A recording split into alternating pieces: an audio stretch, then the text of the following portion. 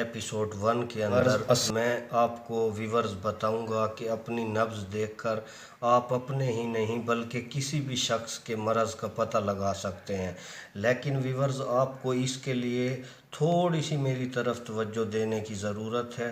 مختصر سی توجہ آپ کو ایک اچھا نبض شناس حکیم بنا سکتی ہے۔ تو ویورز میں آپ کو بتاؤں گا، سب سے پہلے آپ نے فطرت کو فالو کرنا۔ یہ تقریباً ہر کوئی جانتا ہے کہ اللہ تعالیٰ نے انسان کے اس وجود کو، مادی وجود کو آگ، ہوا، مٹی اور پانی سے ملا کر بنایا ہے۔ ان چاروں اجزاء کے چار ہی مزاج ہیں۔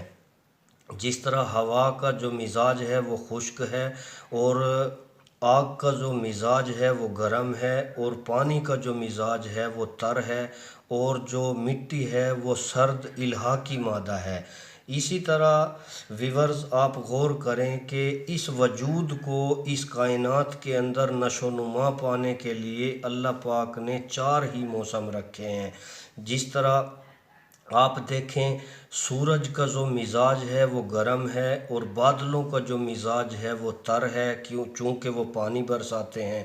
اور اسی طرح جب ہوائیں چلتی ہیں، ہوا کا خشک مزاج ہے، ہوا خشکی سے بھرپور ہے، اور مٹی جو ہے وہ سرد ہے، الحاقی مادہ ہے۔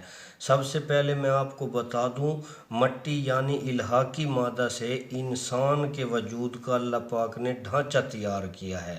اور اسی طرح اس کائنات کے اندر اس وجود کو نشو و نما پانے کے لیے یہ چار موسم رکھے ہیں کہ اگر اس کائنات کے اوپر سورج نکل آئے اور سورج غروب ہی نہ ہو اور وہ آپ کے سر کے اوپر کھڑا رہے تو کیا ہوگا؟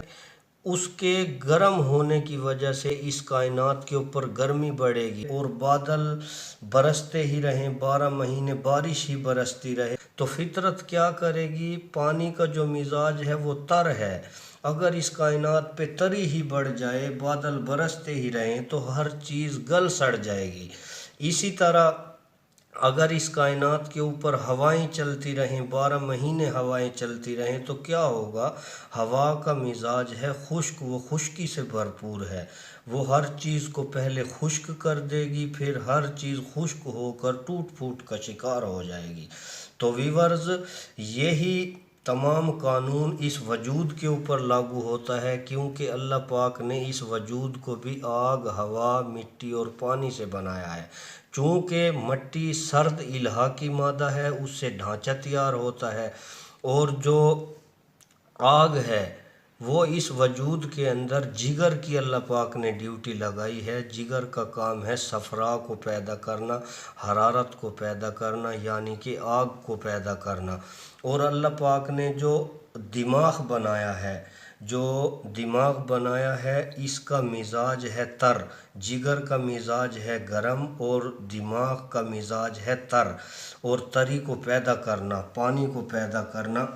اسی طرح دل کا جو مزاج ہے وہ خشک ہے، یعنی ہوا کو پیدا کرنا، خشکی کو پیدا کرنا، دل خشکی کے مزاج سے بھرپور ہے۔ اسی طرح آپ نے جیسے قدرت کو فالو کیا موسمی حساب سے، اسی طرح آپ اپنے وجود کے اس سسٹم کو سمجھیے گا کہ دماغ کا کام ہے تری کو پیدا کرنا، دل کا کام ہے خشکی کو پیدا کرنا، اور جگر کا کام ہے حرارت کو یعنی کہ گرمی کو پیدا کرنا۔ اب اسی طرح آپ قدرت کو فالو کریں کہ اگر دماغ کا فعل ہی تیز رہے تو وجود کے اندر کیا ہوگا؟ وجود کے اندر سب چیزیں گلنا سڑنا شروع ہو جائیں گی۔ اسی طرح اگر دل کا فعل ہی تیز رہے، خشکی پیدا ہی کرتا رہے تو کیا ہوگا؟ خشکی کا یہ مزاج ہے، ہر چیز کو وہ خشک کر دے گی، اور جسم ٹوٹ پھوٹ کا شکار ہو جائے گا۔ اسی طرح اگر جگر کا فعل تیز ہو جائے، اگر گرمی ہی پیدا کرتا رہے، خلط صفرا ہی پیدا کرتا رہے تو وہ عضلات جلنا شروع ہو جائیں گے، اعصاب جلنا شروع ہو جائیں گے، اور پگھلنا شروع ہو جائیں گے۔ تو ویورز، یہ تھا اسرار النبض کا ایپیسوڈ 1۔ مجھے دیجیے گا اجازت۔ السلام علیکم۔